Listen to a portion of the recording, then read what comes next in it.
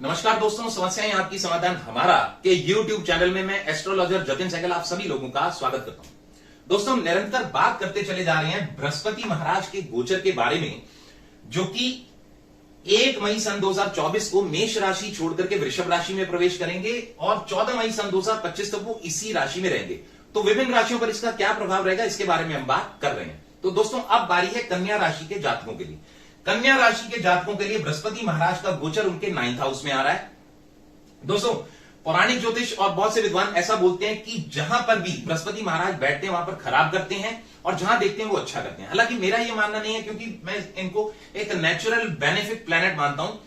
But ये होता क्या है कि जब कभी भी, क्योंकि ये एक एक्सपेंशन के कारक होते हैं, बहुत बड़ा ग्रह है, तो उस हाउस को एक्सपेंड करते हैं। और जब कभी भी हमारे को किसी भी चीज को एक्सपेंड करना होता है तो हमारे को एक्स्ट्रा एफर्ट्स लगाने पड़ते हैं। शायद इसी वजह से वो ये बोलते होंगे कि जहां पर वो बैठते हैं वहां पर खराब करते हैं।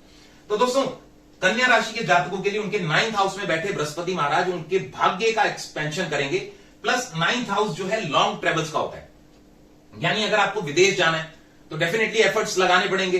तो विदेश के लिए भी 9th हाउस को देखा जाता है, क्योंकि 9 और 12 का कॉम्बिनेशन ही हमारे को विदेश लेकर के जाता है। यानी जितने भी लोगों की विदेश यात्रा कहीं ना कहीं रुकी हुई थी, कुछ संभावनाएं, अड़चन रुकावट थी, कोई वीजा नहीं लग रहा था या कुछ स्टडी वीजा नहीं लग रहा था, तो उसके लिए ये समय अब अच्छा आ गया।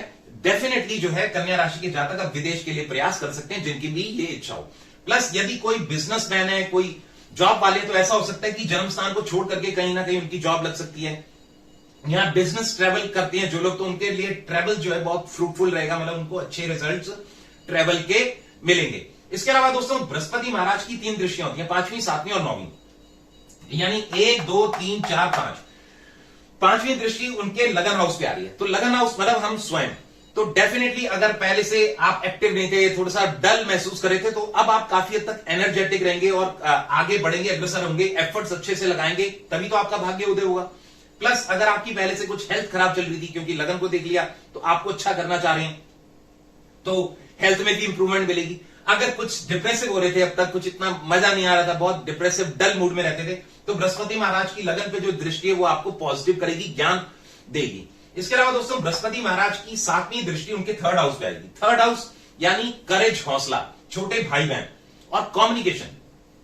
तो जितने भी कन्या राशि के जातक होंगे उनका कम्युनिकेशन स्किल काफी बढ़िया हो जाएगा, छोटे भाई बहनों के साथ संबंध बहुत बढ़िया होंगे, करेज, हौसला काफी बढ़ जाएगा।